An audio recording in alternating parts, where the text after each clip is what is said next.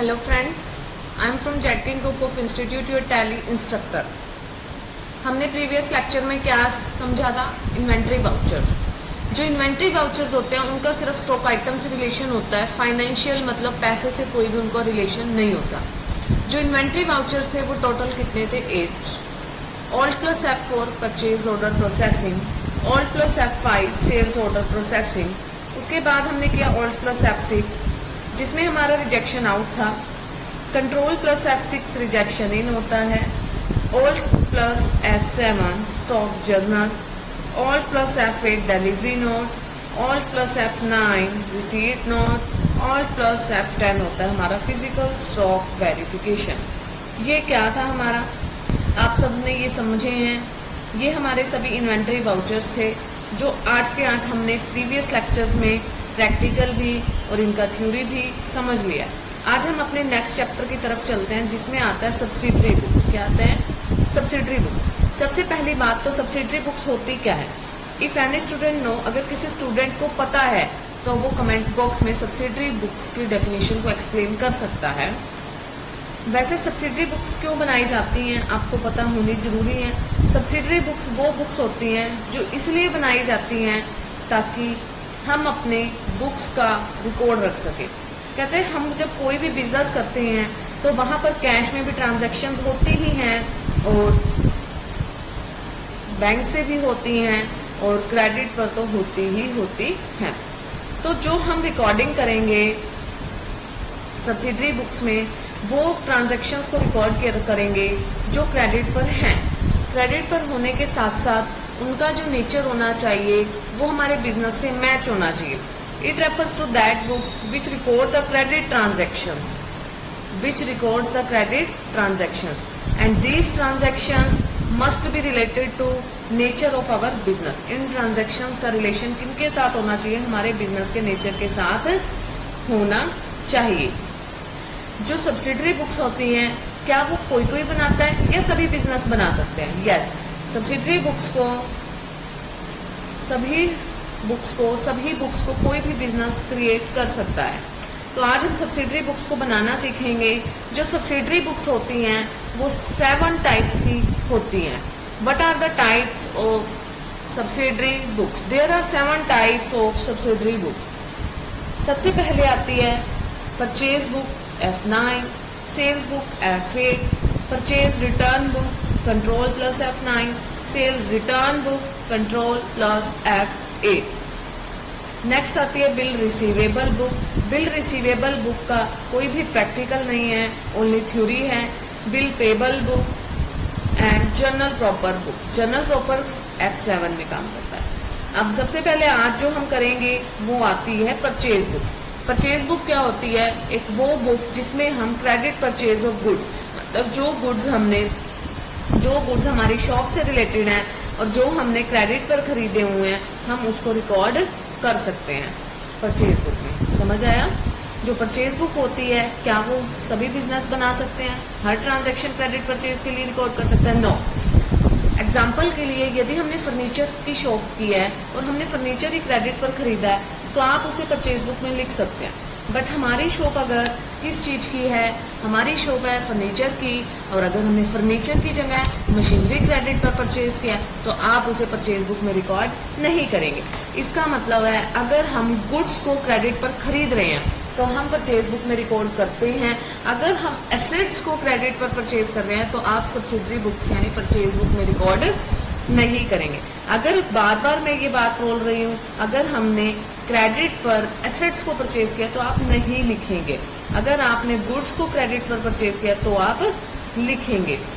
समझ आया? ये था हमारा purchase book. It refers to that book which records the credit purchase of goods and these goods must be related to our business.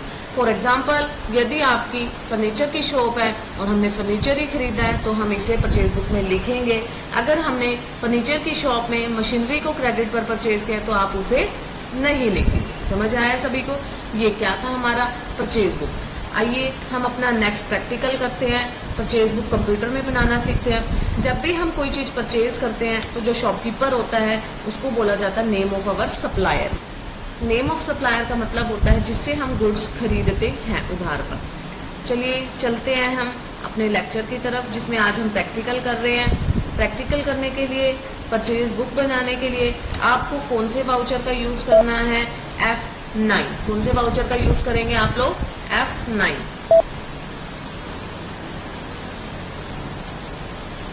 मैं ये previous entries थोड़ी delete कर रही हूँ क्योंकि इसमें जो डाटा है वो बहुत ज़्यादा हो चुका है। अगर आपको डाटा डिलीट नहीं करना है तो आप क्या कर सकते हैं, कोई और कंपनी को ओपन करके भी आप अपना काम कर सकते हैं। देखिए मैंने सारी परचेज डिलीट्स कर दी हैं क्योंकि मैं परचेज बुक ही बनाने वाली हूँ। चलिए चलते हैं अब हम प्रैक्टिकल की तरफ। सबसे पहले आपको किस पर जाना है? अकाउंटिंग वाउचर्स पर आपको प्रेस करना है F9। जैसे ही आप F9 प्रेस करेंगे तो आपका ओपन हो जाएगा। आपको अब एंट्री फॉर्मेट पे काम नहीं करना है, आपको इनवॉइस फॉर्मेट पे काम करना है, जिसके लिए आपको क्या प्रेस करना होगा? Ctrl+V। पार्टी अकाउंट नेम में आप जिस पार्टी से परचेजेस कर रहे हैं, मान लीजिए हमने किससे परचेज करना है? Kaithal furniture house. Alt+C से, हमारे पास क्वेश्चन में हमने कैथल फर्नीचर हाउस से परचेज किया है। Alt+C से मैंने कैथल फर्नीचर हाउस प्रेस किया, ठीक है। कैथल फर्नीचर हाउस हम परचेज कर रहे हैं तो परचेज है। हम इससे क्या परचेज कर रहे हैं? बेड है मेरे पास। क्वेश्चन है कि मैंने बेड परचेज किया है। मैंने 2 बेड परचेज किए हैं। एक बेड है 12,000 का, तो दोनों का रेट 8, ठीक है। अगर आपको इन पे परचेज करते हुए आपको डिस्काउंट भी मिला है तो आपको प्रेस करना है F11। फीचर्स पर जाना है, उसके बाद आपको इन्वेंट्री फीचर्स पर जाना है। जैसे ही आप इन्वेंट्री फीचर्स पर जाएंगे आपको डिस्काउंट कॉलम्स दिखाई देंगे।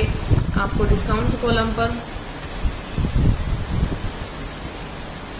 मुझे यहाँ पर डिस्काउंट कॉलम दिखाई दे रहा होगा क्योंकि हो सकता है हमें परचेज करते वक्त डिस्काउंट भी मिला हो, तो हमें डिस्काउंट कॉलम को अनेबल करना होगा।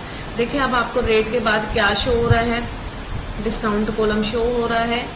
आपको जितना भी डिस्काउंट मिला वो डिस्काउंट की परसेंटेज को एंटर करेंगे। बेड और क्या परचेज़ किया आपने?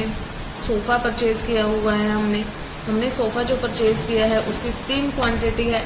एक सोफ़ा 25,000 का है जिसके ऊपर हमारा डिस्काउंट है 25%। ऐसा कोई ज़रूरी नहीं है जिस पार्टी से हमने परचेज़ किया है तो सभी पार्टी से सेम रेट ऑफ डिस्काउंट हमें मिले। हो गया ये एक एंट्री हम कर चुके हैं, ठीक है। कैथल फर्नीचर हाउस से हमने जो परचेज़ किया था वो हमने कर लिया। मधुबन ट्रेडर्स, हम मधुबन ट्रेडर्स से परचेज़ किया है। परचेज़ अकाउंट आपने सेलेक्ट किया। और क्या परचेज़ किया आपने? Dining table. इससे हमने डाइनिंग टेबल ख़रीदा है। मैंने डाइनिंग टेबल को एंटर किया।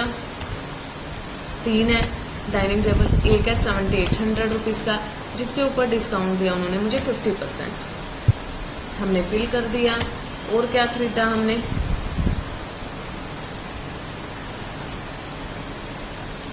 Table set. उन्होंने बोला हमने टेबल सेट खरीदे हैं।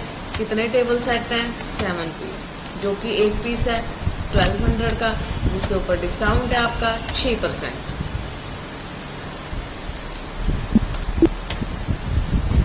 ठीक है। नेक्स्ट मेरे पास जो क्वेश्चन है उसमें मुझे दिखाया गया है जो बेड मधुबन ट्रेडर से जो हमने बेड खरीदा है हम उसे रिकॉर्ड नहीं करेंगे क्योंकि ये हमने कैश में ख़रीदा है और कैश की एंट्री को मैंने बोला हमें सब्सिडरी बुक्स में रिकॉर्ड नहीं करना है। ओके, नेक्स्ट आता है हमने जो पार्टी से परचेज़ किया है Alt+C करके मैं इस पार्टी का लेज़र बना लूँगी। शिव शक्ति ट्रेडर्स, मैंने Alt+C प्रेस किया। मैं Alt+C प्रेस करके क्या लिख रही हूँ? शिव शक्ति ट्रेडर्स। इससे मैं परचेज़ किया है। मैं परचेज़ किया है तो सन्ड्री क्रेडिटर है ये मेरा। मैंने Alt+C से क्रेडिटर के अंदर लेज़र को क्रिएट कर लिया है।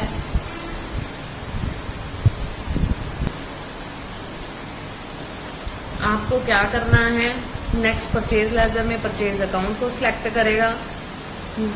Alt+C करके हमने डाइनिंग चेयर्स ली हैं, डाइनिंग ओनली। यूनिट्स आपको ज़रूर सिलेक्ट करना है आइटम्स को क्रिएट करते वक्त। जैसे ही आपने ये सिलेक्ट किया है, गोडाउन में कितने चेयर्स ख़रीदा आपने वो फिल आउट करेंगे। इसके ऊपर कोई डिस्काउंट नहीं मिला हमें, तो हमने डिस्काउंट को फिल भी नहीं किया। नेक्स्ट आपने क्या खरीदा है, ओल्डसी करके shoe rack. Shoe rack wooden होता है जो पीसीज में हम इसे काउंट करते हैं। हमने ये परचेज कर लिया है। ये हमने परचेज किया है किस क्वांटिटी में, 5। एक रेट है 2500 का, इसके ऊपर भी उन्हें हमें कोई डिस्काउंट नहीं दिया। नेक्स्ट हमने मॉडर्न फर्नीचर स्टोर से मशीनरी खरीदी है। अब हम उसका रिकॉर्डिंग नहीं करेंगे। क्यों नहीं करेंगे? क्योंकि जब भी मैंने आपको पहले ही बोला था एसेट्स परचेज किए हैं, तो आप एसेट्स की एंट्री को इसमें रिकॉर्ड नहीं करोगे। ओनली जब हमने क्रेडिट पर गुड्स खरीदे हैं तो हम इसमें रिकॉर्ड कर सकते हैं। क्लियर है? ये हमने अभी जो परचेज बुक बनाई है वो हमें शो कहाँ होगी, कैसे हम इसको देख सकते हैं, हम ये चीज़ समझ रहे हैं। देखिए, जो हमने परचेज बुक ओपन करनी है वो हमें कहाँ पर मिलेगी। आपको सबसे पहले गेटवे ऑफ टैली से डिस्प्ले पर जाना है। डिस्प्ले पर जाने के बाद आपको अकाउंट्स बुक में जाना है।